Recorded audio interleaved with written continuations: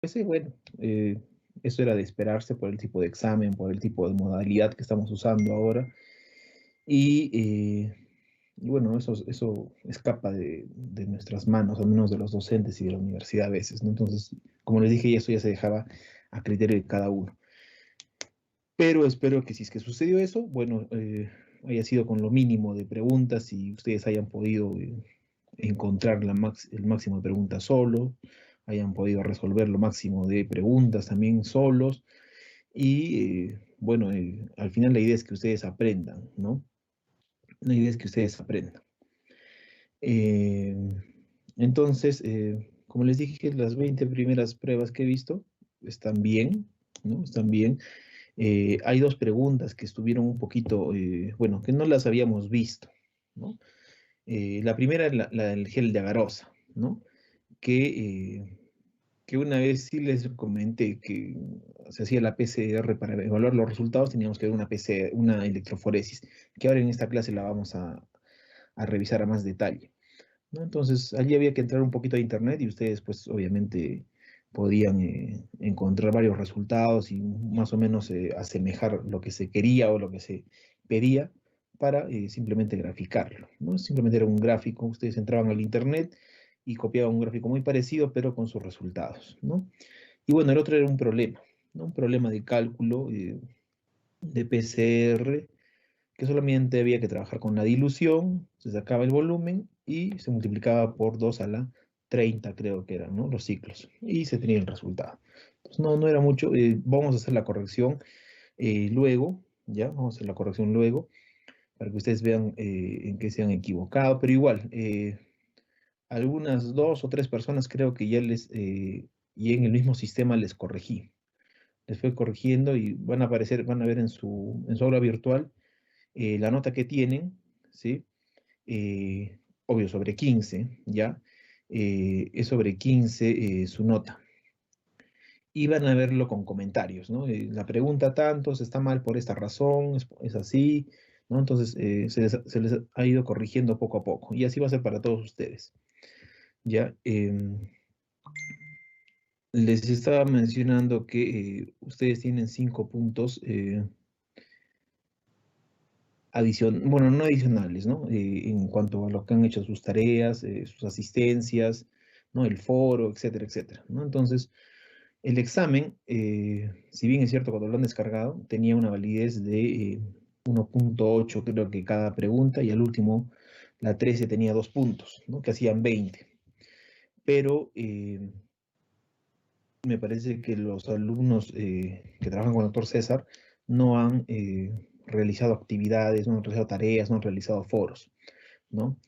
Entonces, me parece que para ellos ha sido 20 así redondo, creo, no sé, no estoy seguro cómo lo ha manejado el doctor, pero según lo que nos pide la universidad es que nosotros les dejemos no tareas seguidas, sino un par de tareas, un foro, para que haya interacción en el aula virtual. Y obviamente eso es calificable, ¿no? Entonces, todo eso tiene una validez de 5 puntos. Son 2 puntos la asistencia, más 3 puntos los trabajos, hacen 5 puntos. Entonces su examen está sobre 15. ¿Listo? Está sobre 15. Bien.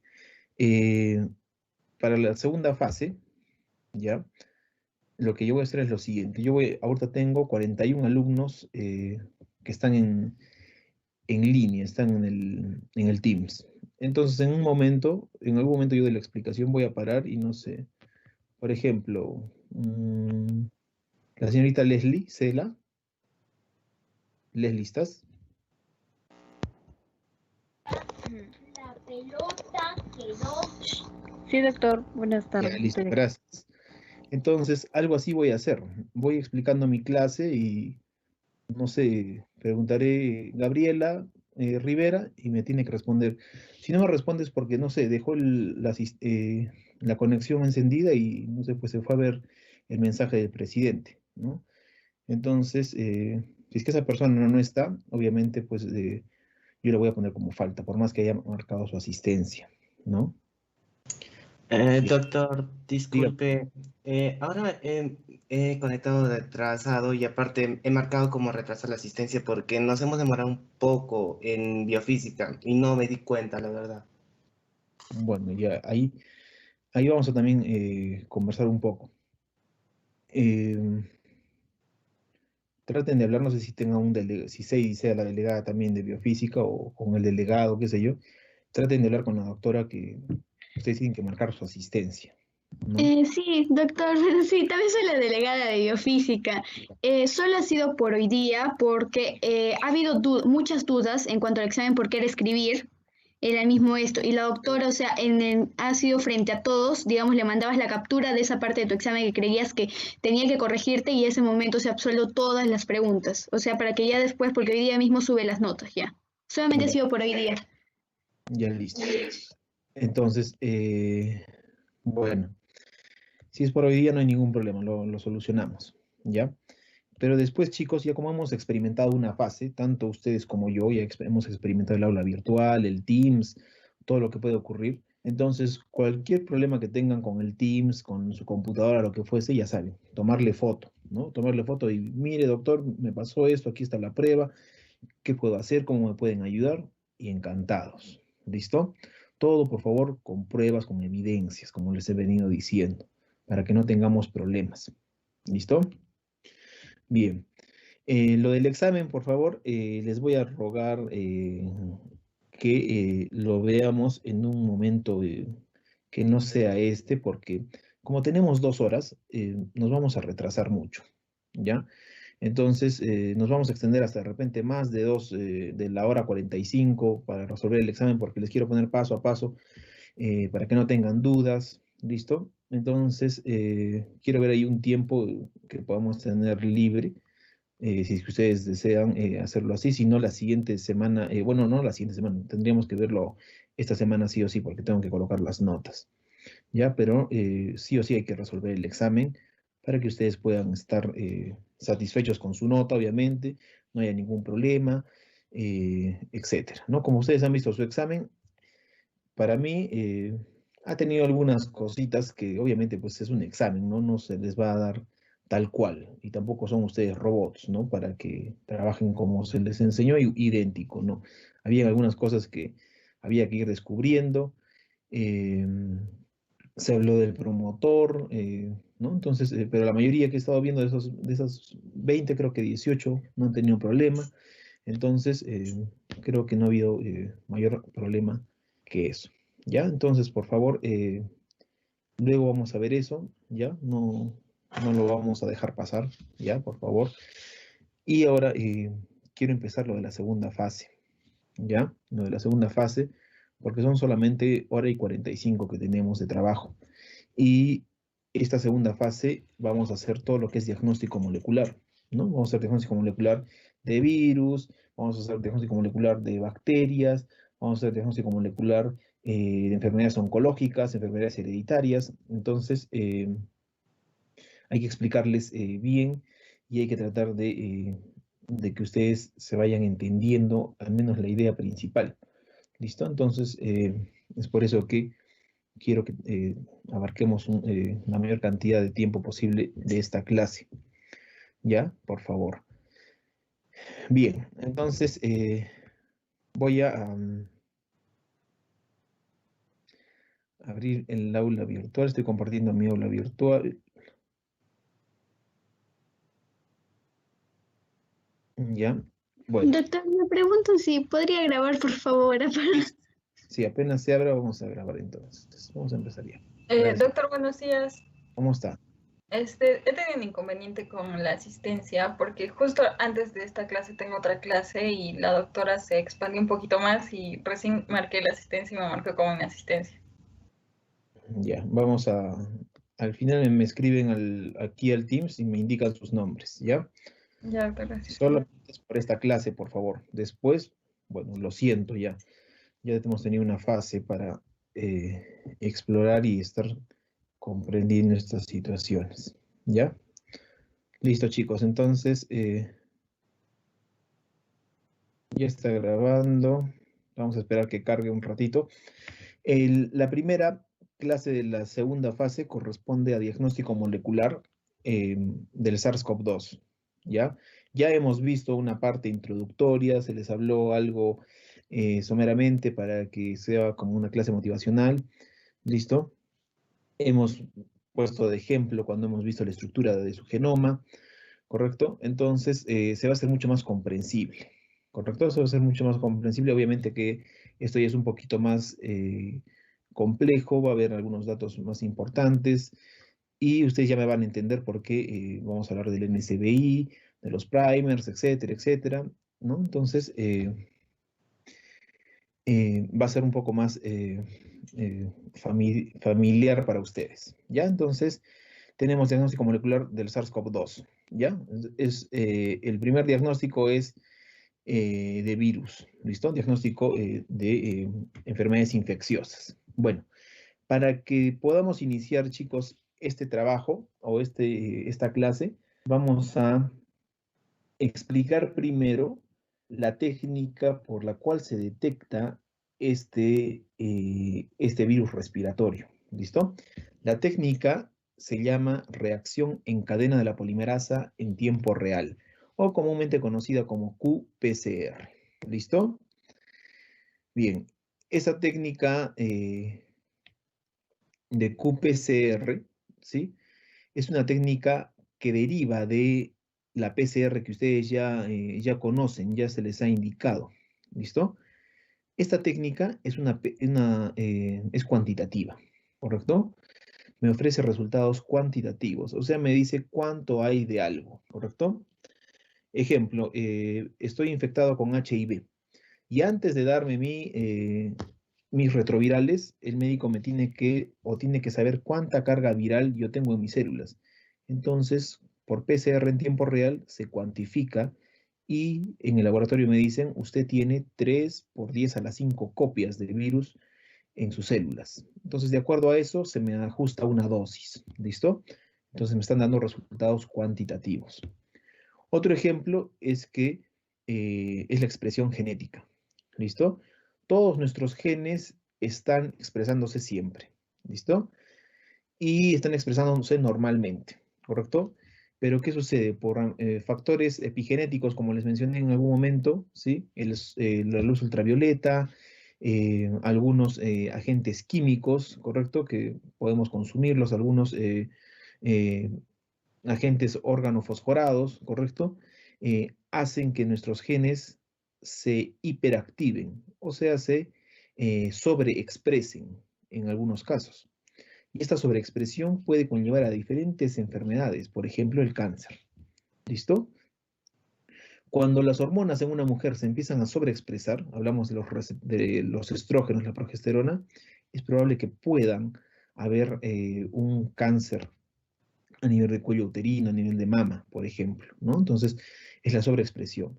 Cuando se empieza a sobreexpresar el gen que codifica para la producción de la testosterona, los genes que están codificando o que se están produciendo a nivel de la próstata del hombre, es probable que esta persona desarrolle un cáncer de próstata agresivo, ¿no? Entonces, como ustedes pueden ver, la sobreexpresión puede conllevar a que despierten muchas enfermedades que las tenemos ahí guardadas, ¿no? Que las tenemos guardadas y que en algún momento se desencadenan. Entonces, esta técnica me va a decir, así, esta persona está sobreexpresando sus genes tantas veces, ¿no? Que lo normal, ¿no? A eso le llamamos cuantitativo, ¿ya? A eso se le llama cuantitativo. ¿Correcto? Entonces, la técnica de qPCR es una técnica muy poderosa, chicos, mucho más poderosa que la PCR convencional, la normal, que hemos estado estudiando, ya que también es mucho más sensible y específica. ¿Listo? Eso habíamos hablado también en el foro, me parece, de la sensibilidad y especificidad, que en un momento más les voy a indicar. Bueno, entonces, la PCR, ¿sí? Está aplicada para hacer diagnóstico de diferentes enfermedades, ¿no? Entonces aquí he colocado solamente 4 puntos que abarca, creo, la mayoría de enfermedades que se desencadena en el ser humano, ¿no? Enfermedades genéticas, las oncológicas muy importantes hoy en día, ¿sí? Algunas enfermedades cardiovasculares, ¿sí? Y todo lo que corresponde al sistema inmunitario también puede ser detectado por esta técnica, la qPCR. ¿Por qué? Porque es una técnica muchísimo más sensible y muchísimo más específica. ¿Listo? Bien. Aquí estoy colocando, como ustedes pueden observar, la comparación entre una y otra técnica. ¿Listo? La que está a su mano izquierda es la técnica que vamos a ver hoy día y a la derecha la que ya hemos visto en la fase pasada. Entonces, como ustedes pueden ver, hay diferentes diferencias entre estas, unas que las van a entender ahora, otras que de repente van a quedar en vacío porque todavía no tenemos toda la teoría, ¿listo? Pero las vamos a ir entendiendo poco a poco, ¿listo? Me voy a detener de todas estas en 2 puntos, ¿listo? La sensibilidad y la especificidad, ¿listo? Lo demás lo vamos a ir viendo en el transcurso de este tema, ¿ya? Entonces, chicos, dice que la QPCR, vamos a llamarle QPCR siempre, Q es de quantitative, ¿listo? Entonces, es mucho mayor su sensibilidad que la convencional o punto final, ¿listo? ¿A qué le llamamos sensibilidad? Es la capacidad que tiene de detectar los falsos negativos, ¿verdad? O simplemente, si quieren llamarlo en otras palabras y poder entenderlo mucho mejor, es la capacidad que tiene una prueba para poder detectar las mínimas cantidades de un analito. ¿Listo? Entonces, por ejemplo, ¿no? Tengo un paciente con Mycobacterium tuberculosis que ha sido diagnosticado el día de ayer, por ejemplo, ¿sí? Entonces el paciente ha ido ya en varias oportunidades a consulta externa, ha sido atendido por un médico general primero y por algunos síntomas y lo que declaraba el paciente, obviamente el médico presume que puede ser una tuberculosis, ¿no? La persona está bastante agitada, por las noches bastante sudoración, en algunos casos fiebre, ¿sí? Bastante tos, ¿correcto? Entonces, probablemente pueda hacer este cuadro, ¿no? Entonces, el médico agarra y lo deriva a la especialidad neumología, ¿no? Lo manda a neumología y en neumología le dicen, bueno, señor, le vamos a hacer unas placas, ¿sí? Le vamos a hacer unas placas torácicas para revisar y confirmar algunas cosas que estamos pensando, ¿no? Entonces, le toman la plaquita y obviamente se ven algunas manchitas por allí que puede ser índice, obviamente, ya de una tuberculosis. ¿Listo? Puede ser, todavía no sabemos. Entonces le dice, ya señor, para completar el estudio vamos a terminarlo tomando una muestra de esputo, ¿no? Le dice, por favor, en el laboratorio le van a tomar la muestra de esputo y en 40 días viene usted para ver los resultados. ¿Listo? Entonces, en 40 días, bueno, va al laboratorio, obviamente, le da un contenedor estéril y allí el paciente tiene que eliminar flema con bastante fuerza, no saliva, sino la flema que sale. Entonces, eso es lo que deposita en el contenedor y de allí se hacen 2 exámenes, una baciloscopía y un cultivo, ¿sí? Entonces, la baciloscopía, yo en una lámina fijo la muestra, la tiño, hago mi coloración de Gram, no sé si hayan hecho ustedes esa coloración, y la ven al microscopio. Es para diferenciar células o bacterias Gram positivas de Gram negativas, ¿no? Entonces la ven al microscopio y este bacilo de Koch o Mycobacterium tuberculosis es un bacilo Gram negativo. ¿Listo? Entonces hay que verlo en color rojito, ¿correcto? Tiene que estar teñido de color rojo los negativos y en azul los positivos. ¿Listo? Entonces no logran ver muy bien el resultado. ¿Listo? No se evidencian las bacterias. Dicen, bueno, vamos a esperar al cultivo, ¿no? En un cultivo que es rico en albúmina, porque el medio de cultivo está hecho en base de huevos, ¿sí? La Mycobacterium tuberculosis le encanta la albúmina, le fascina la albúmina, entonces es un medio perfecto para ella. Entonces allí se siembra la muestra y se espera que crezca Mycobacterium tuberculosis si es que tiene el paciente, ¿no? Esas 2 pruebitas son las pruebas gold estándar, o sea, son las pruebas que normalmente se hacen en un paciente con tuberculosis. Bueno, le dicen, señor, regrese de aquí a 40 días porque entre 30 a 40 días recién se van a ver si es que han crecido estas bacterias. ¿Listo? El paciente tiene que esperar esa cantidad de días, ¿no? Pero el paciente insistente va nuevamente a donde el neumólogo y el neumólogo le dice, bueno, ¿sabe qué? Le vamos a iniciar el tratamiento. ¿Listo? Drogas de primera línea. ¿Sí? Le vamos a dar drogas de primera línea, ¿no? Por si acaso, ¿no? Porque también el médico dice, no voy a hacer que empiece a contagiar a los demás, mejor me aseguro y que el paciente se le administre las drogas de primera línea, ¿no? Por ejemplo, rifampicina. Listo. Entonces, agarramos y el paciente ya está medicado, pero está a la espera de un resultado, ¿correcto? Pasan los 40 días, va al laboratorio y le dicen, señor, no ha crecido nada, creo que usted está negativo, ¿no? Entonces, el paciente va con sus resultados y el médico le dice, sí, pues parece que estás negativo, ¿no? Pero este paciente regresa después de 3 semanas nuevamente al consultorio con un cuadro mucho peor que el inicio, ¿sí?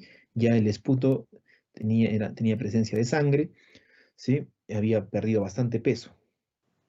¿Qué sucedió? Que las técnicas por las cuales al inicio se le iba a diagnosticar la tuberculosis no fueron tan sensibles ni específicas. ¿Listo? O sea, ¿qué sucedió? Que este paciente recién estaba iniciando su patología. Recién las bacterias, en este caso, estaban poblando, estaban esparciéndose, estaban replicándose en las células y contaminando los pulmones. Entonces, las técnicas de baciloscopía y la técnica de cultivo no fue lo suficientemente sensible para detectar mínimas cantidades de Mycobacterium tuberculosis, que recién estaban en las células respiratorias del paciente, ¿no? Entonces, si es que se le hubiera hecho una prueba más sensible, le hubieran detectado a este paciente. ¿Qué prueba es más sensible que estas dos? Las pruebas moleculares, ¿correcto? La prueba de PCR o PCR en tiempo real, la que vamos a hablar ahora, ¿no? Entonces, estas pruebas son capaces de detectar hasta una copia, o, bueno, en el caso de tuberculosis, 10 copias o 10 bacilos de tuberculosis. ¿Listo? Entonces, 10 bacterias, imagínense, 10 bacterias ya son capaces de ser detectadas por esa técnica. Es más sensible. ¿Listo? Entonces, con este ejemplo les estoy indicando qué es la sensibilidad o cómo se maneja la sensibilidad. Y la especificidad, obviamente, es la capacidad de detectar lo que yo quiero. ¿Listo? Si en una muestra yo tengo más de 2 ADNs, por ejemplo, ¿sí? Si yo no he diseñado bien mis primers, el ADN que no quiero identificar se va a amplificar. ¿Listo? Por ejemplo, tengo un ADN puro de un paciente y como yo estuve conversando mientras hacía mi extracción de ADN, lo contaminé porque no tenía cubierta mi boca con un barbijo y fueron cayendo gotitas de saliva al tubo, ¿sí? Y recuerden, tenemos una flora bacteriana bastante importante en la boca. Entonces, yo voy a tener un pool de bacterias ahí adentro. Si es que yo no estoy o yo no tengo mis primers bien diseñados, mi reacción no va a ser específica porque va a detectar lo que fuese menos lo que necesito que amplifique. ¿Listo? Pero estas técnicas son específicas porque están diseñadas para detectar la secuencia de interés. ¿Listo? Y más aún la PCR en tiempo real por razones que les voy a mencionar en un momento. ¿Listo? Bueno. Otra diferencia de la PCR en tiempo real versus la convencional es que la convencional necesita de un ensayo más para identificar resultados, o sea, hacer una electroforesis, o sea, preparar un gel de agarosa. Pregunta número 12 de su examen de primera fase. ¿Listo? Este es el gel de agarosa, es una gelatina donde colocas tú las muestras después de haber hecho la PCR, ¿no? Después de los 30 ciclos, 25 ciclos, tú colocas allí la muestra y le das corriente a la muestra. ¿Sí? Entonces, la muestra que estaba aquí arriba va a empezar a migrar. Migra, migra, migra, baja, baja. Más o menos son 40 minutos los que se deja la electroforesis. Y aquí está el ladder. ¿Sí? En este caso es de 100 pares de bases este ladder. Hay de 25, de 50, de 500, de 1 KB.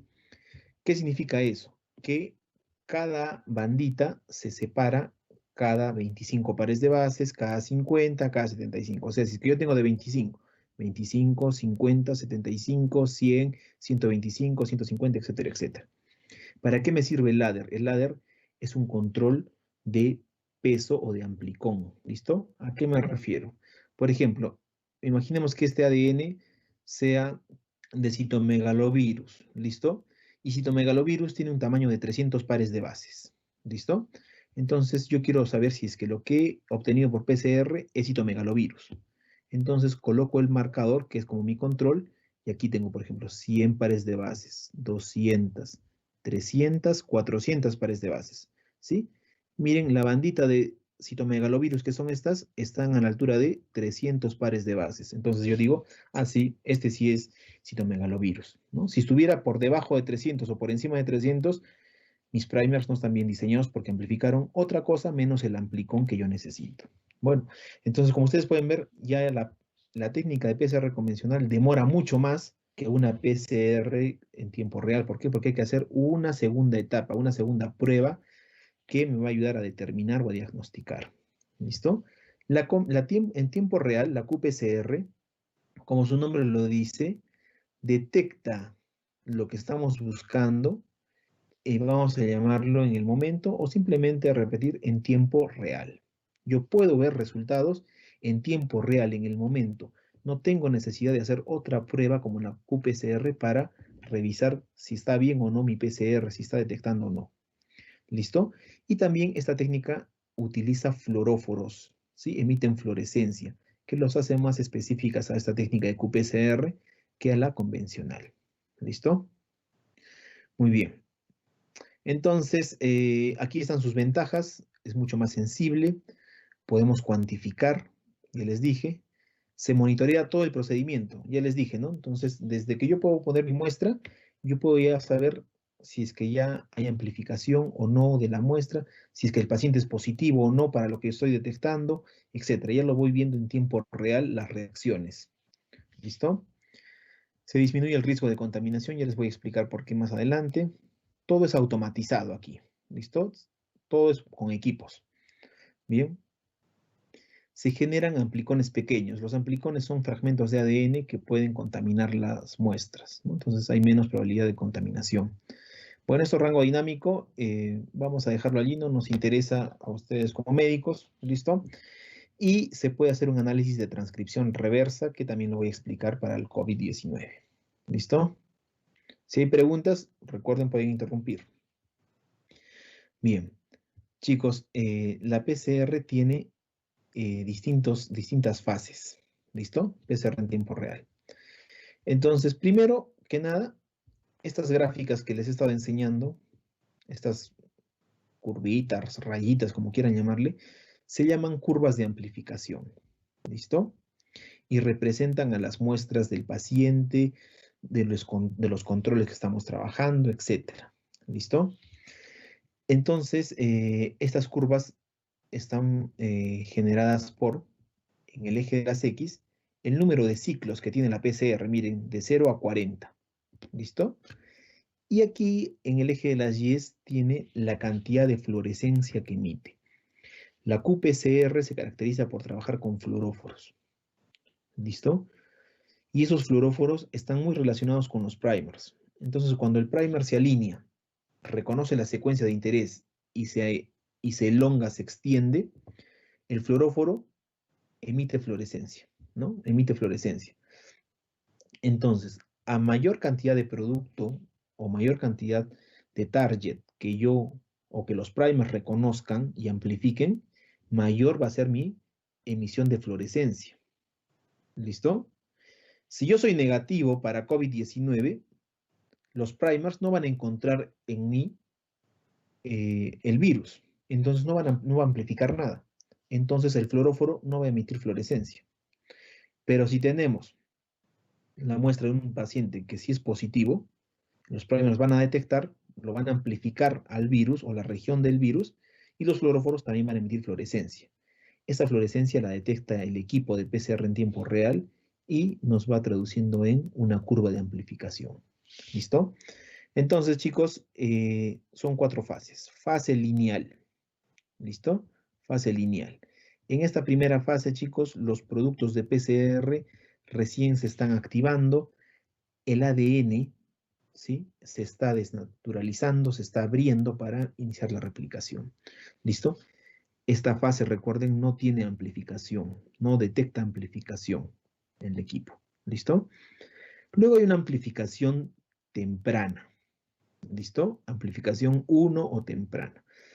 En esta amplificación temprana es donde el equipo detecta la primera fluorescencia. O sea, es cuando recién los primers han extendido y han elongado la cadena, han encontrado el target y lo están extendiendo. Al hacer eso los primers, el fluoróforo emite fluorescencia y es detectado. ¿Listo? Entonces, esta fase es característica porque es la primera fase donde se emite la primera fluorescencia, donde se detectan los primeros productos que estoy buscando, los target. ¿Listo? Y es donde va iniciando el crecimiento exponencial. ¿Sí? Y pasamos a una segunda fase, perdón, tercera, fase exponencial propiamente dicha.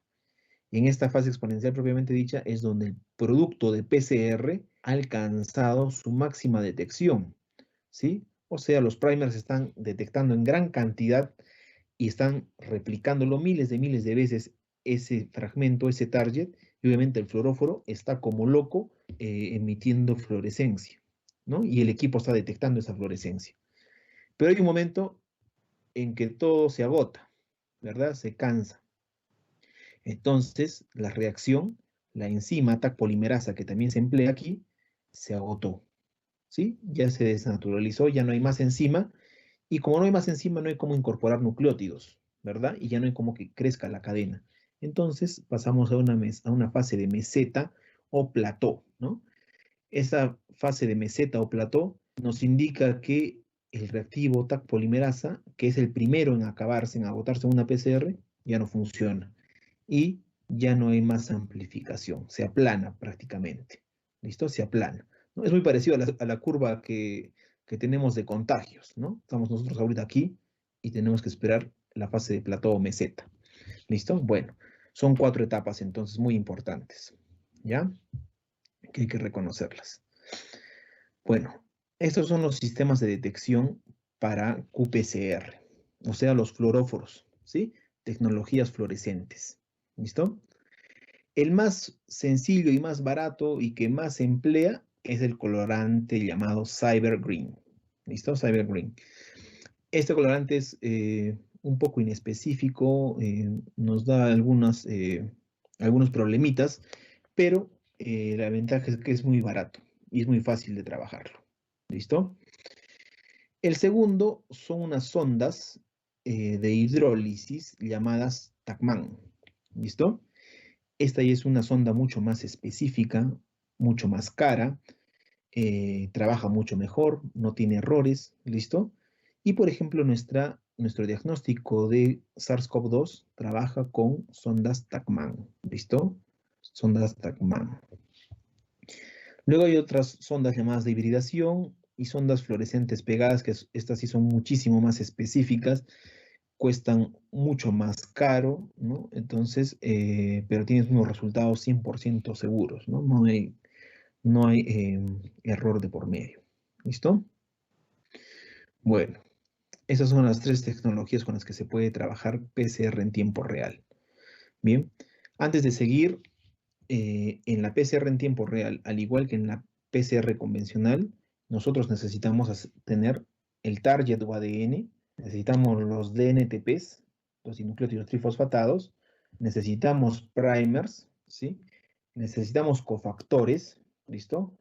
Necesitamos buffers, ¿sí? Necesitamos la enzima TAC polimerasa, ¿correcto? Pero aparte de todo eso, requerimos de un fluoróforo o colorante que emita fluorescencia cuando el primer se active. ¿Listo? Esa es la única diferencia entre los componentes de PCR convencional y en tiempo real, el uso de fluoróforos en la qPCR. ¿Listo? Chicos, entonces les decía, esta detección con Cyber Green, ¿ya? Cyber Green es un fluoróforo muy usado, ¿sí? Este Cyber Green tiene la característica de ser un intercalante en el ADN, ¿sí? Se intercala en el ADN y emite fluorescencia. ¿Listo? Entonces, como dice acá, con los ciclos sucesivos se acumula el producto de reacción en la cual se intercala el colorante aumentando la fluorescencia emitida en cada ciclo. Tenemos las dos cadenas de ADN. Las flechitas son los primers, forward y reverso. Y en el medio hemos colocado, ¿no?, en el tubito donde se prepara la PCR, hemos colocado los fluoróforos, el Cyber Green, ¿no? Entonces, cuando el primer, mire, extiende, elonga, el fluoróforo se activa y emite una fluorescencia. Miren cómo está destellando fluorescencia. Y el equipo, por medio de un sistema óptico, detecta cuántas veces está emitiendo la fluorescencia y lo va traduciendo mediante un software a un dato, ¿no? A un número, finalmente, ¿sí? Entonces, es así como trabaja esta tecnología Cyber Green, ¿no? Mientras se va extendiendo mi primer, este va floreciendo. ¿Listo? ¿Cuáles son las desventajas de usar esta técnica de Cyber Green? El Cyber Green es inespecífico, ¿sí? Por ejemplo, yo no limpié bien mi ambiente donde he preparado mi PCR y, por ejemplo, por allí cayó una pelucita, una micro pelucita, ¿sí? Y se quedó en mi tubo. Entonces, cuando empiece la PCR, el colorante Cyber Green se va a pegar a esa partícula extraña y va a pensar que es un producto amplificado y va a empezar a emitir fluorescencia, pero es una fluorescencia inespecífica. ¿Listo? Entonces, el equipo igual lo detecta, ¿no? Dice, fluorescencia, voy a detectarlo, y lo cuantifica. Entonces me puede dar un resultado falso positivo, por ejemplo, ¿sí? Entonces, ese es el único problema del Cyber Green, que es inespecífico, es un colorante inespecífico. ¿Listo? Aquí hay un ejemplo de la inespecificidad. Bien. Entonces, les comento el caso de una prueba también de tuberculosis. Cuando todavía no enseñaba en la universidad, trabajaba en Lima, creo que sí les comenté, en un laboratorio de diagnóstico molecular. Entonces, nos llegó una prueba de Tumbes, me acuerdo, y había que hacerle diagnóstico molecular de Mycobacterium en tuberculosis en mama, ¿no? Lo confundían mucho con mastitis, con una mastitis crónica, pero finalmente el médico decía que era una tuberculosis, pero quería una prueba molecular que le indique pues esto, ¿no? Bueno, la cosa es que llegó a nuestro laboratorio una muestra, una biopsia de mama, ¿no? Extrajimos el ADN y hicimos la PCR en tiempo real. Trabajábamos con Cyber Green nosotros, ¿listo? Para esta técnica. Entonces se hizo la PCR, ¿no? Y nuestra PCR salió negativa, ¿listo? Salió negativa la PCR. Entonces se informó negativo y se le emitió al médico, ¿no? La cosa es que el médico parece que era un poco incrédulo y dijo, ¿sabe qué, señor? Al paciente, vamos a hacerlo en otro laboratorio X, ¿no? Le hicieron en otro laboratorio X y el resultado salía positivo, ¿sí? Era todavía un laboratorio que quedaba en Tumbes, que recién estaba iniciando su trabajo en molecular. Salió positivo. Bueno, el médico era la clínica que él había tomado y dijo, sí, este es el resultado, ¿no? La cosa es que llamó a mi jefe, lo llamó a Estados Unidos, porque mi jefe trabaja en Estados Unidos, y le dijo, ¿no? Mire cómo es posible la calidad de sus resultados, qué clase de gente usted tiene, es un paciente tal cual, le explicó toda la historia clínica del paciente, y este laboratorio me ha dado positivo y usted me ha dado un resultado negativo, ¿no? El paciente lo quiere denunciar, bueno, todo un problema, ¿no? La cosa es que mi jefe me llamó y me dice, ¿qué ha sucedido? ¿No? Yo era el jefe de laboratorio, de procesamiento, entonces, bueno, había que revisar, pues, ¿no? Entonces le digo, doctor, todo está bien, le mandé las corridas de PCR, ¿no? Esas curvas de amplificación que les menciono y salía negativo. Y me dice, ¿con qué has corrido? Con Cyber Green, doctor. Ya. ¿Has hecho el otro análisis? Me dice, sí, doctor. Entonces aquí les explico. Cuando uno trabaja con Cyber Green, ¿sí? Con esas ondas inespecíficas, hay que hacer un análisis que también está en el equipo, ¿eh? No es que tengas que preparar algo más como en la PCR convencional, sino que el equipo tú aprietas un botoncito y te da otro análisis donde tú corroboras que tu amplificación, o sea, vamos a bajar un poquito, o bueno, vamos a subir, que esto de aquí, cuando amplifica, cuando crece, es positivo. Cuando se queda planito, es negativo. ¿Listo? Entonces, cuando te da así positivo, tú tienes que ver si es que este crecimiento es específico o no, si es que es válido o no. Con Cybergreen, ¿ah? Entonces, ¿qué haces? Trabajas con las curvas de disociación o las temperaturas de melting de cada gen. Cada gen contiene una temperatura de melting, ¿listo? Específica. Por ejemplo, este es un gen X, ¿listo? Que tiene una temperatura de melting aproximadamente de 83 grados centígrados. Si ustedes ven, todas las muestras prácticamente caen a los 83 grados centígrados, ¿listo? Entonces, esta amplificación es específica para el gen X, ¿listo? Entonces, ¿qué hice yo? Una vez que terminó y no amplificó, ¿sí? Fui en busca de este ensayo, ¿no? Entonces, mi control positivo me daba un pico en 85, de mi Mycobacterium en tuberculosis es 85 grados. Entonces, me marcaba 85 mi control negativo. Perdón, positivo. Mi control negativo no marcaba nada porque obviamente no encontraba nada. Y mi muestra era idéntica, no tenía ningún pico, ¿no? Entonces, por ejemplo aquí, ¿sí? Pico específico, ¿sí? De amplificado. Y miren, aquí hay otro pico que no está dentro de la temperatura que yo estoy buscando. A esto se le llama un dímero de primer o primer dimers. ¿Listo? Esto de acá es una amplificación inespecífica. ¿Listo? O sea, en las curvitas que hemos visto aquí arriba, es probable que esto que haya crecido sea inespecífico. ¿Y cómo lo veo? Con esto. ¿Sí? O sea, si me da la muestra, imagínense que la muestra del paciente sea esta y amplificó, entonces yo digo que es negativo. ¿Por qué? Porque no está dentro de la temperatura óptima, que sería 85 grados, por ejemplo, en tuberculosis, y obviamente no me daría un resultado positivo. Entonces le expliqué, doctor, mire, aquí están las temperaturas, no está dentro del ATM del control positivo, ahí ya perfecto. Ya, comunícate con el médico y explícales, o que te pase con el área encargada de laboratorio, o que te pase con ese laboratorio. Bueno, averigué el nombre del laboratorio, llamé y me pasaron con el analista, ¿no? Y le digo, ¿qué fluoróforos emplean ustedes? Cybergreen, allá, muy bien, igual que nosotros. ¿Y han evaluado ustedes la TM de los picos de melting de las muestras? No, me dijo. ¿Tienes ahí para evaluar? Entonces vio, creo que recién estaba aprendiendo y me dijo, sí, ya. Entonces, por favor, verifica la muestra de tu paciente. Y algo parecido a esto sucedió. Había amplificado en este lado los controles positivos a 85 grados y tenía un pico en otro lado, no recuerdo si es que era a la izquierda o a la derecha, pero no estaba en los 85 grados del control positivo. Y le dije, la TM de tu muestra es distinta a la de tu control positivo. Así es que lo que ha amplificado y tú lo has reportado como positivo es negativo.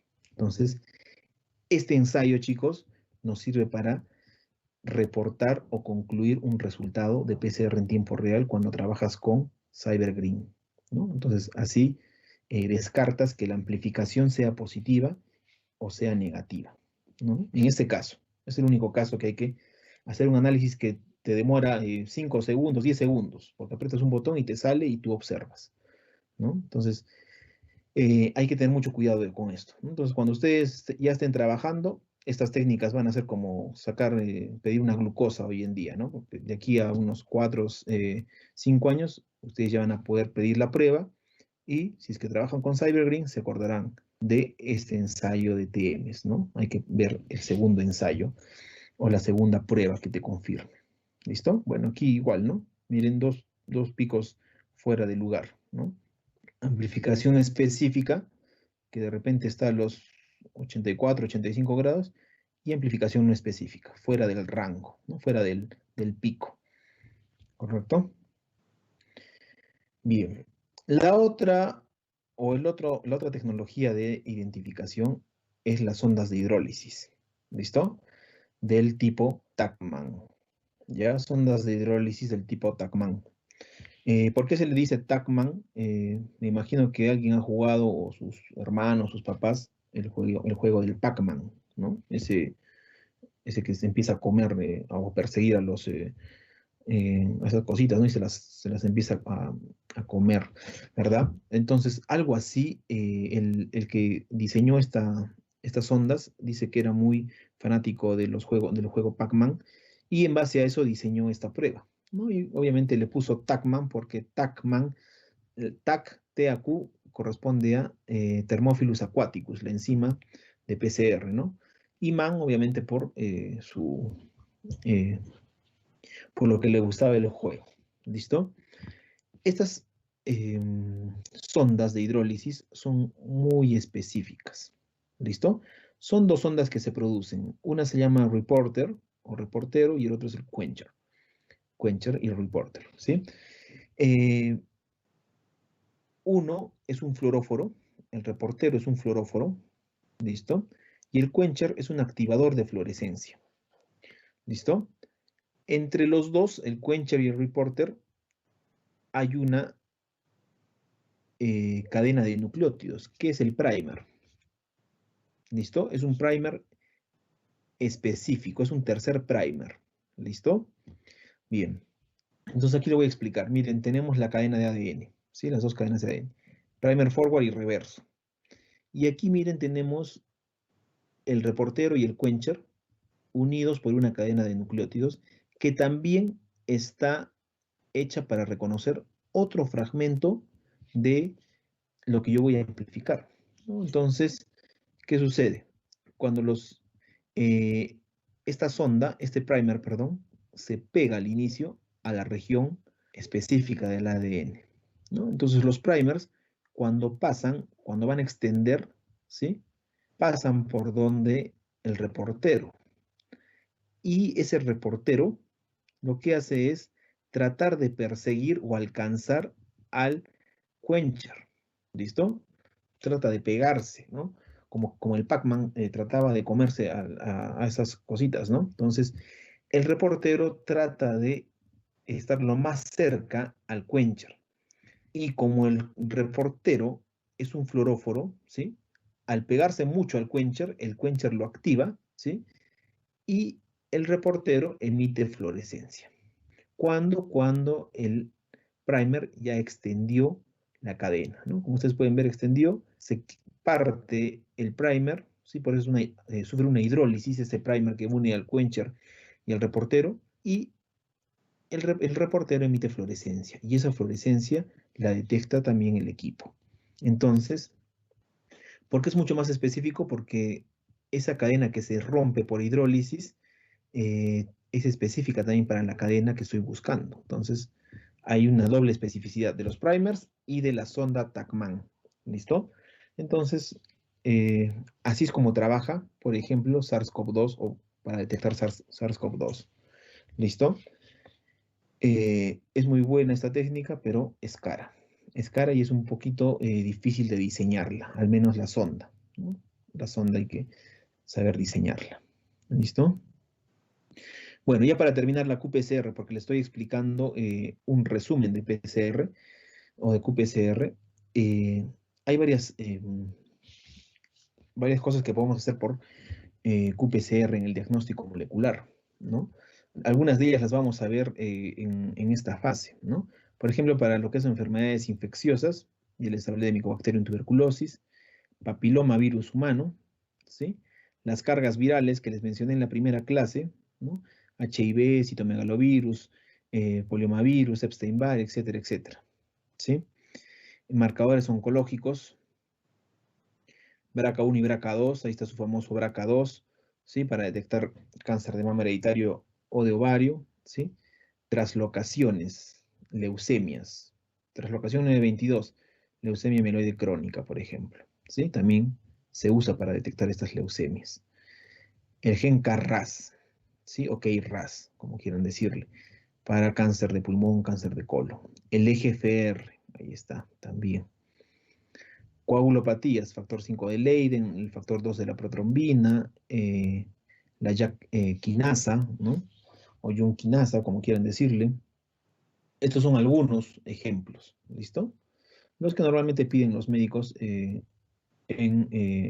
aquí en el Perú, ¿listo? Bueno, aquí son más ejemplos, ¿sí? Ese es lo que evaluábamos nosotros en Lima, el gen KRAS o KRAS, evaluábamos los codones 12 y 13 de KRAS, ¿sí? Donde estaba la mayor cantidad de mutaciones. ¿Para qué evaluábamos KRAS? Para darle tratamiento, un tratamiento específico, un tratamiento inmunitario a pacientes con cáncer colorectal metastásico. Si estos pacientes no tenían la mutación, el paciente podía recibir el medicamento y iba a hacer un efecto muy bueno y ya no necesitaba quimioterapia ni radioterapia. Pero si es que este paciente tenía mutaciones en estos codones, pues era imposible de recibir esta inmunoterapia y obviamente tenía que someterse a la radioterapia, quimioterapia, todas las desventajas que trae este tratamiento, ¿no? Aquí tenemos las traslocaciones para leucemias, ¿no? Traslocación 922, leucemia amiloide crónica. Traslocación 821 es leucemia mielocítica aguda, ¿no? Tienen diferentes tipos de traslocación. Las más comunes es la 922, 821 y la 1517. ¿Listo? Las vamos a ver más adelante. ¿Listo? Y aquí tienen Mycobacterium en tuberculosis. Miren, este es el control de Mycobacterium en tuberculosis. ¿Sí? Amplifica. ¿Sí? Es detectado. Miren qué cantidad de fluorescencia emite porque obviamente está detectando Mycobacterium en tuberculosis pura. ¿Sí? Y obviamente aquí abajo están nuestras muestras, nuestros controles que no tienen amplificación y obviamente es negativo, ¿no? Y aquí tienen las cargas virales, ¿no? Esta es una carga viral de Epstein-Barr. ¿Correcto? Es una carga viral de Epstein-Barr. ¿Qué sucede? Hay que tener mucho cuidado con las cargas virales por el siguiente motivo. Cuando hacíamos cargas virales, iniciamos el proceso o el trabajo de cargas virales, éramos el primer laboratorio que hacía cargas virales en el Perú. Nos mandaron una vez que diseñamos los primers, nos mandaron primers para Epstein-Barr, citomegalovirus, polioma, diferentes tipos de virus, ¿no? Y los analizábamos en pacientes con daño en los riñones, ¿listo? Entonces, estos pacientes se infectaban al hacerse la diálisis, ¿no? Porque a veces no desinfectan bien estos equipos por donde pasa nuestra sangre y es lavada, es purificada. Entonces, si yo tengo, por ejemplo, qué sé yo, HIV o hepatitis B, hepatitis C, y mi sangre pasa por allí y no la lavan y no desinfectan bien, pues voy a contaminar al otro paciente que viene a la hora o 2 horas y que también va a pasar su sangre por allí, ¿no? Entonces, esa es la forma de contagio de estos pacientes. Entonces, todos estos pacientes son un pool de virus, ¿no? Tienen más de 2 infecciones por virus. Entonces había que hacerles la carga viral, cuánto de carga tenían para irlos tratando, ¿no? Entonces, cuando recién nos llegaron los primers, había que ponerlos en práctica. Los primers había que montar el protocolo y probarlos. Entonces, esta es la prueba de Epstein-Barr. Y normalmente, bueno, yo tenía a cargo a 2 biólogas, una chica de Cayetano que era muy hábil. Le dije, porfa, trata de tener ya lo de Epstein-Barr para hoy día porque tenemos que empezar a trabajar. Y me dice, ya, ¿qué controles uso? ¿Qué controles negativos uso? Entonces le dije, usa mi ADN, ¿no? Porque siempre nos sacábamos sangre, extraíamos nuestro ADN y éramos controles, de paso que nos hacíamos todas las pruebas. Y hace la extracción, todo, hace las PCRs y sale, imagínense, este es positivo, ¿no? Y mi muestra, imagínense que sea esta rosadita. Y también sale positiva, amplifica, ¿no? Entonces me dice, creo que se ha contaminado la reacción porque ha amplificado tu muestra. Allá, entonces vuelvo a repetir, le digo. Segunda vez y nuevamente vuelve a salir como positiva mi muestra. Me dice, ha vuelto a salir positivo.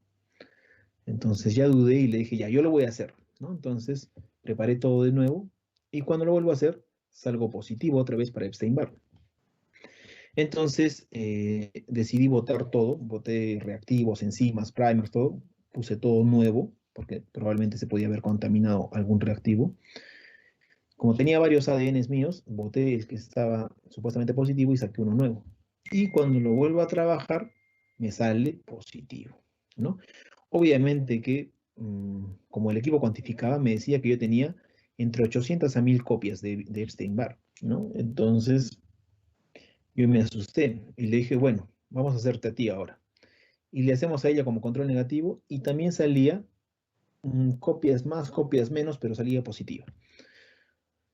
La cosa es que dijimos, dejemos el Epstein-Barr, vamos a ver citomegalovirus. ¿Listo? Positivo para citomegalovirus yo. ¿Listo? Yo nunca había estado con gatos, ¿no? Porque normalmente cuando tienes gatos en casa, puede que desarrolle citomegalovirus, ¿no? Es un requisito allí. Entonces, también estaba con citomegalovirus y la señorita también, la bióloga. Entonces dije, no, no puede ser, soy un pool de virus. Entonces lo llamé a mi jefe, ¿no? Entonces le mostré las corridas de PCR y le dije, doctor, mire qué está pasando. Entonces me dijo que, y ahí me hizo entender, ¿no? Nosotros en el Perú somos seres vivos que llevamos de todo en nuestro cuerpo, ¿no? Tenemos tuberculosis, tenemos Epstein-Barr, polioma, citomegalovirus, todos los virus habidos y por haber están en nuestro cuerpo, ¿no? Entonces me dijo, para que salgamos de dudas, vamos a tomar 100 muestras de Arequipa, 100 muestras de Trujillo, Cajamarca, Chiclayo, de Puno, y extraerles el DNA y correrles a todos Epstein-Barr, polioma, etcétera, etcétera. Hicimos todo eso, por eso ustedes pueden ver aquí Arequipa 1, Arequipa 2, ¿no? Más abajo está CJ de Cajamarca y así, ¿no? Íbamos corriendo de poco en poco. Y veíamos que eran obviamente muestras de personas sanas, que no tenían nada que ver con citomegalovirus, que no habían tenido nunca este tipo de enfermedades. Y las personas desarrollaban entre 500 y 1000 copias, 500 y 1000 copias, por ejemplo, de Epstein-Barr, ¿no? 500, 1000 copias, 500, 1000. Entonces, ¿qué sucedía? Que sí, esta técnica es tan sensible que logra detectar, en este caso, el virus, pero que está atenuado. Nuestro sistema inmunitario ha logrado producir anticuerpos y eliminarlo, este virus, en este caso el Epstein-Barr, ¿sí? En algún momento nos habremos contagiado por allí, y obviamente somos asintomáticos para Epstein-Barr, pero lo tenemos en nuestro organismo. Y no hacemos la enfermedad por la carga viral. Es tan pequeña la carga viral que tenemos que no hace ningún efecto dañino. Entonces empezamos a poner parámetros, ¿no? Por ejemplo, en Epstein-Barr, entre 500 y 1000 copias, si es que sales positivo, eres negativo. De 1000 copias para arriba, sí eres positivo. Entonces lo vimos con pacientes que sí estaban con una prueba de ELISA o con otra prueba, les habían indicado que tenían Epstein-Barr, vimos que sí, ¿no? Los pacientes tenían de 1000 copias para arriba, ¿no? Entonces, es así como vamos ajustando los parámetros de pruebas. ¿Listo?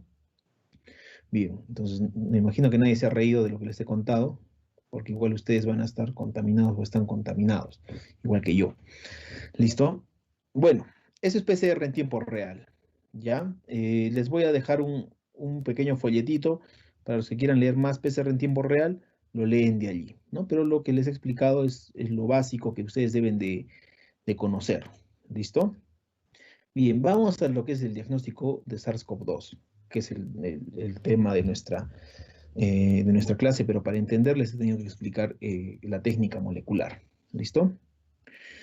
Bueno, esta imagen me agradó bastante porque es de un artículo que salió la semana pasada, donde ya, donde decía, ¿no? SARS-CoV-2, el virus que mata. Entonces ya a más de 150 días de nacido este virus, ya se sabe muchas cosas más de él, ¿verdad? Entonces más o menos aquí está, aquí han colocado, ¿cómo se dice? Un collage, ¿no? Un collage del virus, ¿no? De dónde proviene, cómo son nuestras formas de prevención, su familia a nivel genética, ¿no? Cómo es que te puedes contagiar, dónde se aloja, de quién provino, cómo es la toma de muestra, qué es lo que sucede en los pacientes. O sea, ya hay más información, ¿se dan cuenta? Entonces, a medida que va a ir avanzando los días, pues vamos a ir sabiendo más y más de este virus, ¿no? Al día, o no al día, al mes hay más de 2.000 publicaciones que se están haciendo de el SARS-CoV-2 en diferentes ramas, en la inmunología, en la biología molecular, en la epidemiología, etcétera, etcétera. Entonces, hay un montón de información ya de SARS-CoV-2, porque ya se está aprendiendo mucho de este virus, ¿no? Todavía no llegamos a determinar la vacuna exacta o inhibir el proceso de este virus para poder curarlo, ¿no? En alguna fase cuando ya estamos infectados, ¿no? Entonces todavía eso queda por dilucidar a pesar de que se está avanzando bastante rápido en este sentido. ¿Listo? Yo ya les había explicado algunas cosas de SARS-CoV-2, como por ejemplo, de dónde provenía, de qué familia. Recordemos que es un beta coronavirus, ¿sí? Pertenece a la familia de los beta coronavirus. Recordemos que pertenece a la familia SARS-CoV-2, ¿correcto? SARS-CoV-2, perdón, a la familia SARS-CoV. Y bueno, ¿qué es lo que debo mencionarles ahora? Primero, para hacer diagnóstico, chicos, imagínense que ustedes van a ser infectólogos o van a hacer su residencia, no sé, van a ser patólogos clínicos o van a estar como neumólogos, qué sé, epidemiólogos, entonces van a tener que pasar siempre por el laboratorio, ¿no? Bueno, al menos todas las especialidades pasan por el laboratorio clínico, ¿no? Entonces hay que conocer mucho de esto.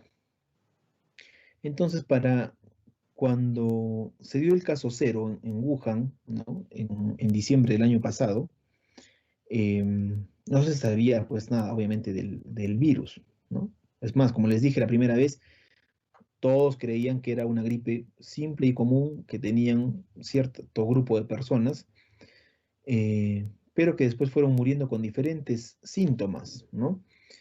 Y después se vio que fue afectando a personas que estaban comprometidas con otras o tenían comorbilidades, ¿no? Personas diabéticas, personas con hipertensión, ¿correcto? Personas con sobrepeso, personas con alguna patología a nivel pulmonar, ¿no? Asma, alguna neumonía, se les complicaba, ¿no? Entonces, esto ya no era una gripe común. Es más, pensaban que esta gripe no era producida todavía por el coronavirus, ¿no? Sino que era producida por algún otro virus respiratorio que ya se le conocía, ¿no? La influenza, la parainfluenza, adenovirus, virus respiratorio sincicial, cualquiera de ellos menos coronavirus, ¿no? Entonces, lo que había que hacer luego de que fueron viendo que los síntomas que se presentaron ya eran distintos, pues era identificar al patógeno, porque definitivamente no era coronavirus, perdón, no era los otros virus respiratorios. Entonces, ¿qué había que hacer? Había que aislar el virus y secuenciarlo genéticamente, identificar qué orden de nucleótidos tenía, adenina, timina, guanina, o timina, citosina, citosina, qué sé yo. Había que conocer esa secuenciación de genes, ¿no? ¿Qué genes se comprometían o producían estas proteínas llamadas Spike o S, ¿sí? Cuántas proteínas codificaba este gen y cuántas de ellas eran las que producían la enfermedad, cuántas de ellas hacían que este virus se replique en las células, etcétera, etcétera, etcétera, ¿no?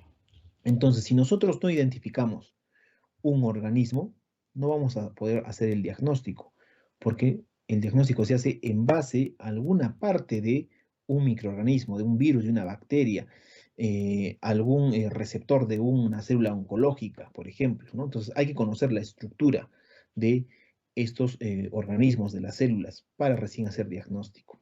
Entonces, en la primera etapa es identificar, ¿listo? Es identificar.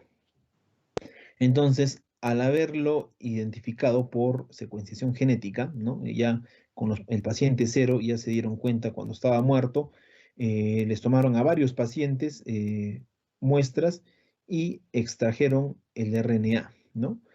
Entonces lograron hacer su secuenciación genética. Y es así como ya estuvo identificado, ¿no? Dijeron así, este es un coronavirus, ¿sí? De la familia beta coronavirus, ¿correcto? Específicamente es un SARS-CoV, ¿no? No es MERS, ¿correcto? Bueno, entonces ya saben, la primera etapa es identificar al patógeno, en este caso. Este gráfico también ya ustedes lo han visto cuando hemos estado explicando la estructura del gen, pero obviamente es muy importante conocerlo.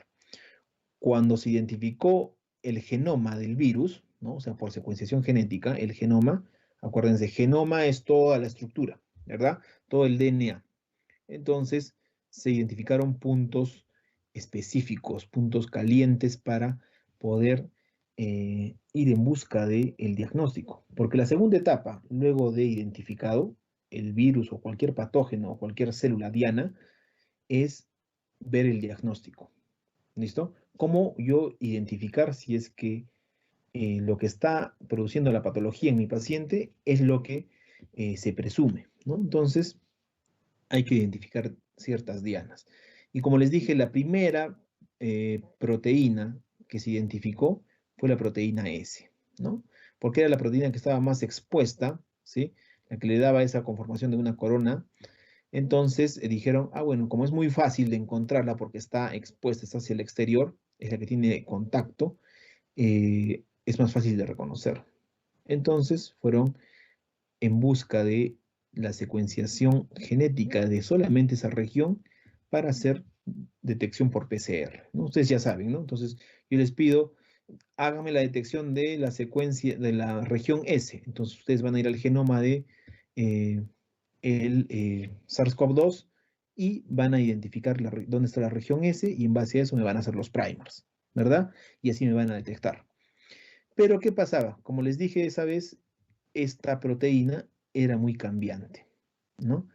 La mayoría de proteínas que están expuestas de los virus son muy cambiantes, cambian mucho, entonces obviamente tendríamos que hacer cada 24 horas, 48 horas una prueba nueva porque ya los primers que usamos el día anterior ya no nos sirven, ¿no? Entonces dijeron, no, esta es muy variable, es hipervariable, entonces iremos en busca de otras proteínas o de otras dianas, ¿no? Target, diana, es lo mismo, ¿listo? O secuencia de interés o el amplicón, todo eso es lo mismo, ¿listo?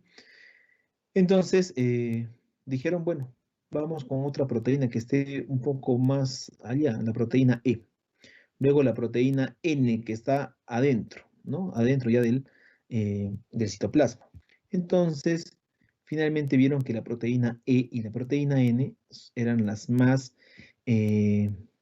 proteínas que no tenían variación y que se podía trabajar para el diagnóstico, ¿listo? Pero ¿qué sucede? Que estas proteínas, la proteína S, la proteína E, la proteína M, la N, son proteínas que, como ustedes pueden ver, primero, están prácticamente al final, hacia la región 3UTR. ¿Listo? Hacia la región 3UTR, ¿sí? Donde está la colita de polía, región 3', ¿verdad? Entonces, estas regiones, estas 4 regiones, todos los coronavirus, específicamente los SARS, la tienen, ¿sí? Todos lo tienen, ¿correcto? Es como que, no sé, la señorita, veamos aquí, el señor Eduardo y el señor Ernesto, ¿no? ¿Está Eduardo? Sí, doctor. Listo, gracias. Muy bien, entonces Eduardo y Ernesto tienen 2 brazos, 2 piernas, ¿correcto? 2 ojos, una nariz, etc. Tienen lo mismo. Pero si es que vamos al fondo, vamos a ver que su nivel de producción de hemoglobina de Ernesto de repente es mucho mejor que la de Eduardo. ¿Se dan cuenta? Entonces, es algo parecido a lo que les explico acá. Estas cosas de aquí, estas proteínas, son muy comunes. Entonces, dijeron, tenemos que buscar un fragmento dentro del genoma que sea específico de SARS-CoV-2 y que no esté en los otros SARS, ¿no? Y en ningún otro virus respiratorio.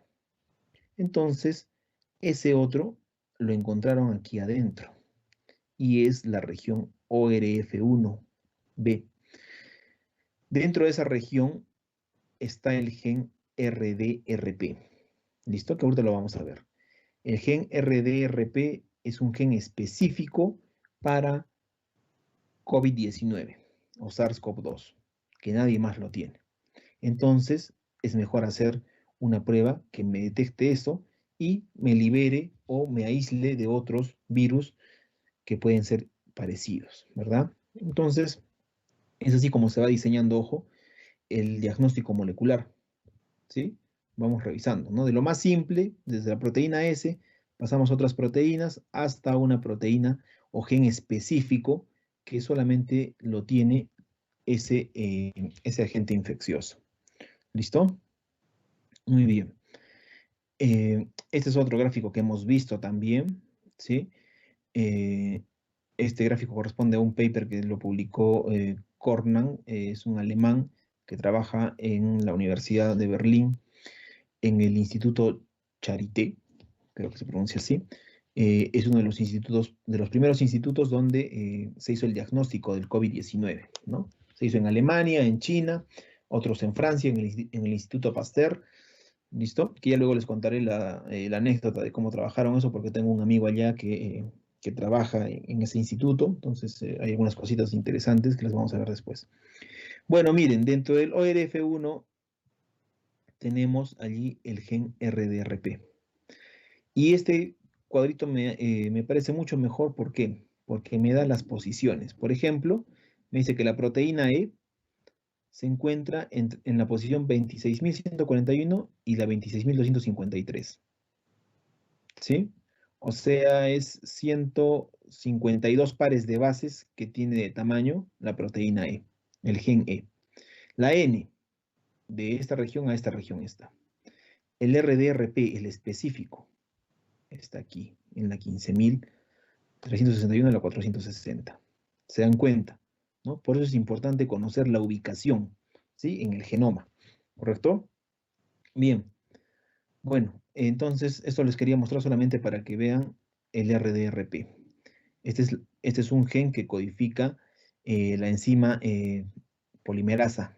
¿Listo? La RNA polimerasa. Bien.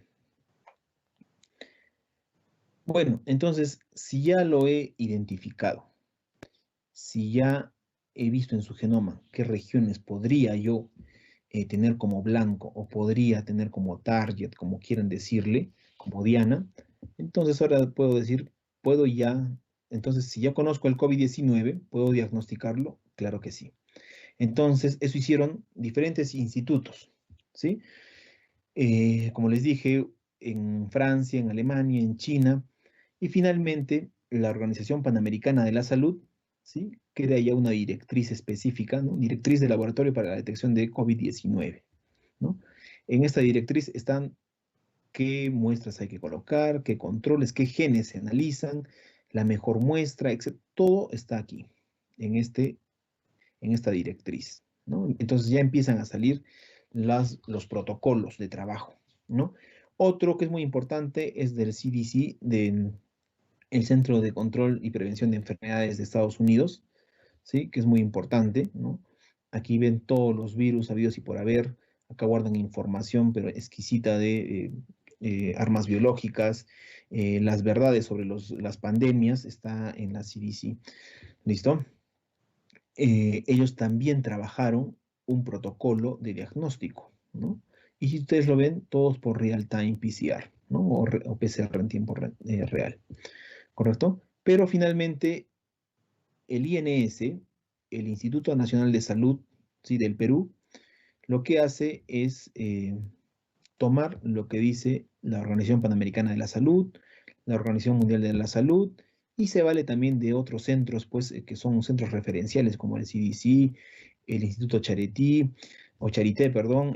el Instituto Pasteur de Francia, y ellos, el INS, los toma como referencia, y en base a ello hicieron este protocolo para la detección de SARS-CoV-2, que lo crearon aproximadamente el 28 de marzo, más o menos por allí. ¿Listo? Y también ahí están cómo es que ellos detectan el SARS-CoV-2 en el INS en Lima y aquí en el Laboratorio de Referencia Regional de Arequipa, ¿no? Entonces, les estoy comentando todos los pasos que se hace para hacer el diagnóstico. ¿Listo? Bien. Este, chicos, es el fundamento del método de detección de SARS-CoV-2. ¿Listo? Se basa en la transcripción reversa. ¿Qué significa transcripción reversa? Recordemos que el virus SARS-CoV-2 es un virus RNA, no tiene ADN. ¿Listo? Entonces, este virus RNA se activa, recordemos, cuando ingresa a nuestras células, ¿verdad? Porque después está encapsulado e inicia su replicación, transcripción y traducción dentro de la célula. Requiere un hospedero, ¿sí? Entonces, este virus libera su material genético RNA, pero para empezar a replicarse, tiene que ser replicación, transcripción, traducción. Como es RNA, hace su transcripción, luego se traduce, luego tiene que volver a replicarse, pero para replicarse tiene que tener ADN. Entonces, requiere este virus de una enzima llamada transcriptasa reversa o retrotranscriptasa, ¿sí? Entonces, la acción es hacer una transcripción reversa. De la cadena de ADN consigue ADN, ¿sí? Entonces, antes era, acuérdense, DNA, RNA y proteínas. Estos virus hacen RNA y luego del RNA pasan a DNA. ¿Cómo? Por transcripción reversa. ¿Qué enzima? Transcriptasa reversa o retrotranscriptasa. ¿Listo?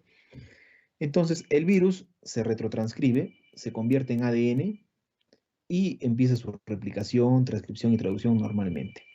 ¿Listo? Bien. Dice, el ARN se transcribe en forma inversa, ¿sí? ADN complementario, ¿correcto? Ese es el nombre exacto, ADN complementario, ¿no? A partir de RNA se obtuvo DNA complementario por transcripción reversa. Ya les voy a explicar cómo se da esa retrotranscripción, en qué consiste. Utiliza la enzima, ya les he indicado, transcriptasa inversa, retrotranscriptasa, como quieran llamarla. Dice, luego este ADN complementario es amplificado por la enzima ADN polimerasa termoestable. Es ya una PCR, ¿verdad? Durante los ciclos de amplificación. Ustedes ya saben eso. Esta amplificación se detecta inmediatamente mediante la cinética de acumulación de amplicones a cada ciclo en la cual se evidencia la fluorescencia emitida en el tubo de reacción. ¿Sí? Acuérdense, la fluorescencia es porque se está utilizando PCR en tiempo real, ¿verdad? Entonces, cuando los primers, recordemos, amplifican o elongan o extienden, el fluoróforo emite fluorescencia. ¿Listo? Por eso era importante que ustedes primero sepan cómo trabaja la PCR en tiempo real. Bueno, aquí hay un poco, las 2 o 3 diapositivas que siguen son de texto. Ya van a disculpar, pero tienen que tener esta información. Bueno, hay que plantear el método. ¿Listo? Entonces ya tenemos el fundamento del método, en qué se basa el método. Luego hay que indicar qué muestras son las apropiadas. Chicos, para yo hacer el diagnóstico de cualquier enfermedad, yo tengo que decir, la muestra adecuada es tal, ¿no? Entonces, en este caso, la muestra adecuada para hacer SARS-CoV-2 viene a ser las muestras nasofaringeas. ¿Listo? Que proviene del tracto respiratorio inferior. ¿Listo? En un inicio se indicó solamente muestras nasofaringeas, nada más. Pero luego se incluyó el esputo, el lavado broncoalveolar y el aspirado traqueal. ¿Listo? ¿Por qué? Se evidenció que en estas 3 últimas muestras, esputo, lavado broncoalveolar y aspirado traqueal, hay mayor concentración de virus. ¿Listo? Que en las muestras nasofaringeas. Entonces, hasta indican que es mejor ya hoy en día trabajar con muestras de esputo y lavado broncoalveolar y aspirado traqueal que con la nasofaringea. ¿Listo? Pero hasta ahora la gold estándar, ¿no? Dice, en general se recomienda la toma de hisopados nasofaringeos, ¿sí? Y orofaringeos con hisopos. ¿Listo? Hasta ahora es la muestra gold estándar, ¿no? La muestra principal, ¿correcto? A pesar de los miles de papers que han salido con este tipo de muestras. Listo, ¿no? Entonces, acá nos indica qué tipo de hisopo debe ser, ¿no? Según los protocolos de la Organización Panamericana de la Salud, etcétera, etcétera, etcétera. Bueno, ya tenemos definida entonces el tipo de muestra. Ah, ¿por qué? ¿Se acuerdan ustedes cuando veíamos los genes y les decía cuál será el mejor tipo de muestra y ahí estaba donde se expresaba? Es que al inicio, ¿sí? En los primeros 15 a 20 días de nacido el virus, se decía que el virus solamente atacaba el tracto respiratorio, nada más. ¿Listo? Entonces, obviamente, las mejores muestras tenían que ser del tracto respiratorio, porque era donde allí se estaba alojando el virus y donde expresaba sus proteínas, ¿correcto? Pero ya a estas alturas de la pandemia, sabemos que hasta en muestras de semen encontramos COVID-19, ¿sí? Entonces ya ustedes van viendo que cómo va avanzando este virus y ya se va dilucidando más cosas, ¿correcto? Bueno, pero la gold estándar ya saben de dónde es, ¿listo? Luego, chicos, decimos, acá me confundí, ¿qué analizamos? ¿Ya? No es que analizamos, bueno, lo siento, ¿qué analizamos? Miren, la detección de COVID-19, según las recomendaciones de estos señores que les menciono, dice, es detectar el gen E. Ya saben ustedes, ¿no? La proteína E dónde está, acuérdense. Utilizado como tamizaje, dice, seguido de la confirmación de los positivos al gen E a través de la detección del gen RDRP. También acuérdense dónde está, ¿sí? Entonces, ¿por qué, chicos? Como les había mencionado, el INS, ¿sí? Que seguía mucho de la Organización Panamericana de la Salud, dice, quiero descartar primero en un paciente que tenga la sintomatología que lo que tiene sea coronavirus y no sea cualquier otro virus respiratorio. ¿Listo? Porque hay algunos síntomas muy parecidos en ciertos virus respiratorios. ¿Listo? Entonces, imagínense que llega un paciente con todos los síntomas, pero puede que tenga influenza, puede que tenga adenovirus, ¿sí? Otros virus respiratorios. Entonces, yo le tomo la muestra para hacer la prueba molecular y me va a salir de repente negativo. ¿Por qué? Porque no era el coronavirus, eran otros virus respiratorios. Entonces, mi trabajo hace que yo haga que primero diga, es coronavirus. ¿Listo? Y recordemos que el gen E pertenece o se encuentra en la mayoría de coronavirus, ¿no? Entonces, si es que este gen sale positivo por PCR en tiempo real, yo digo, muy bien, estoy ante la infección por coronavirus en este paciente. Ahora voy a buscar si es que es el SARS-CoV-2, es el SARS-CoV-1 o es el MERS, ¿no? Que son todos de la familia del coronavirus. Y todos tienen esa proteína, la proteína E. Entonces voy a detectar el otro gen, el gen que solamente tiene el SARS-CoV-2 o el COVID-19, que es RDRP. Entonces voy en busca de ese gen por PCR, tengo primers específicos para que detecten solamente esa región, y si es que amplifica y da positivo, pues yo digo positivo para marihuana y cocaína, no, o alcaloide de marihuana tampoco, para coronavirus SARS-CoV-2. ¿Listo? RDRP. ¿Sí? Por eso acá dice, el ensayo E es específico para todos los virus relacionados con SARS-CoV, es decir, SARS-CoV-1, el virus COVID-19 y los virus de murciélagos relacionados.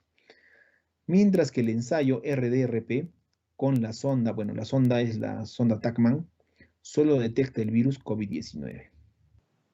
¿Listo? Entonces, es así como debe ser. Entonces, el diagnóstico de COVID-19 que se realiza al menos en el Perú y en la mayoría de países es así. Primero se le llama prueba de screening, donde detecta el gen E o el gen N, cualquiera de los dos, pero más el gen E. Y luego se hace la prueba confirmatoria. Si es que salió este positivo, recién hago el RDRP para verificar si es que es SARS-CoV-2. ¿Listo? Entonces, así está. Doctor, tengo una Dígame. pregunta. ¿Por qué no simplemente hacen la detección de gen RD? Ya. ¿Por qué no se hace directamente la RDRP? Eso es lo que yo también preguntaba en el INS. Porque ellos necesitan, ¿sí? Por registros epidemiológicos, saber si es que alguien puede tener el SARS-CoV-1 o algunos otros virus de murciélagos. Recordemos que el virus llegó de la China, ¿no? Y en la China se reportan no, no más de 10 casos, por ejemplo, de SARS-CoV-1, ¿no? Que ya hace tiempo no hay, pero por allí hay alguna data. Entonces, solamente por datos epidemiológicos se hace este tipo de detección, la de screening y la confirmatoria.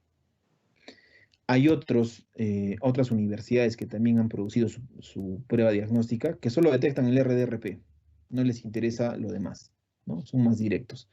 Se ahorran 1 hora y media de trabajo. ¿Listo? Bueno, entonces recordemos.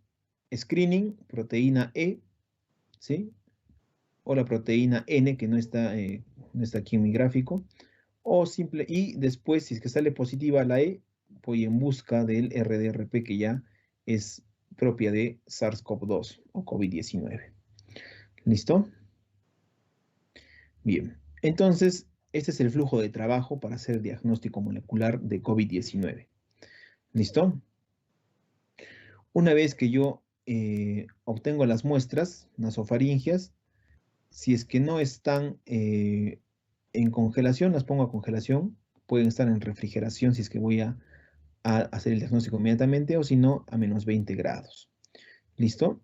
Luego se hace la extracción del RNA, ¿sí? Y la inactivación del RNA. ¿Qué sucede?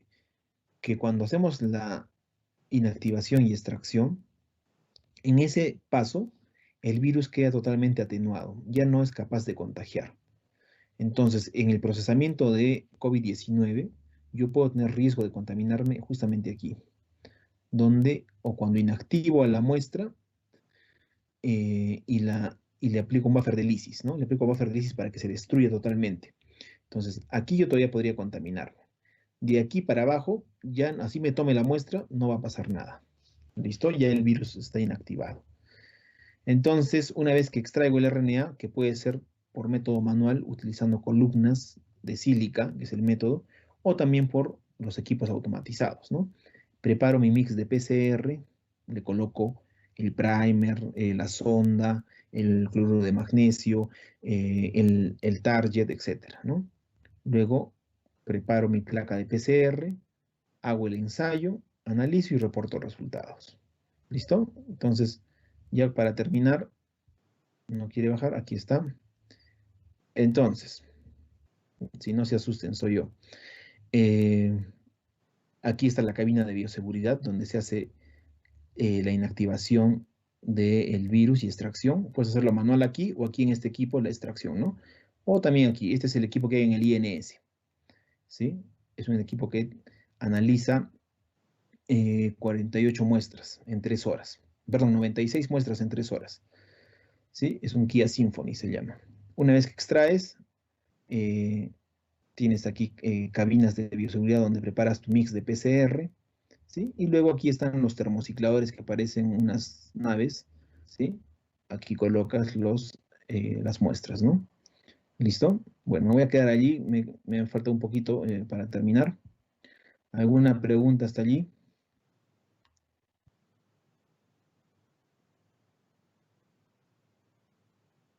Ya. Entonces, por favor, chicos, coordinamos lo de los exámenes, ¿ya? Para que poderles... Doctor, sí, buenas tardes. Disculpe, hemos quedado ya con los chicos el miércoles a las 4 de la tarde. ya, si es que no se les cruza con nada y no va a pasar nada, no hay problema.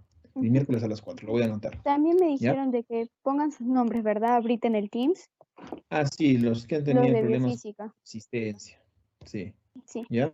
ya. Listo. Entonces, nos vemos, chicos, que les vaya bien. Hasta luego. Hasta luego, doctor.